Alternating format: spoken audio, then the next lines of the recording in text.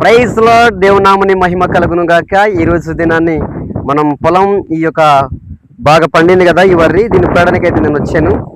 మరి యొక్క ధాన్యము కోత, దాని యొక్క అద్భుతమైనటువంటి వివరణను మనం తెలుసుకుందాం. ఈ యొక్క ధాన్యం అనేది మనకు మంచి పాటని నేర్పుతుంది. ఈ యొక్క పంట పండడానికి సమయం ఎలాగైతే ఉంటుందో అదేవిధంగా దేవుని యొక్క వాగ్దానాలు కూడా నెరవేరడానికి సమయం అంటూ ఉంటుంది. కాబట్టి మరి సమయాన్ని ప్రతిదానికి కూడా అనుకూలంగా ఉంటాయి. ప్రతిదానికి సమయం అవసరం కనుక తగిన సమయమందు దేవుడే కార్యాన్ని చేస్తాడు. ఈ పంట పండడానికి సమయం అయితే ఎలాగ ఉంటుందో అలాగే దేవుని వాగ్దానం కూడా నెరవేరడానికి సమయం ఉంటుంది. కోత ఆలస్యమైన మరి అది ఎప్పుడు వృధా కాదన్నమాట. కావున మనం చూడండి ఈ యొక్క ధాన్యం ఎలా కోస్తున్నామో.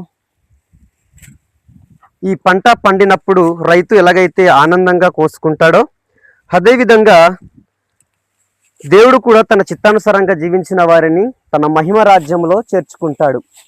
అందుకే ఈరోజే విశ్వాసం అనే విత్తనాన్ని వేద్దాం, రేపు నిత్య జీవం అనే పంటను కోద్దాం. Thank you. ఈ వీడియో మీకు నచ్చినట్లయితే లైక్ చేయండి, షేర్ చేయండి, సబ్స్క్రైబ్ చేయండి.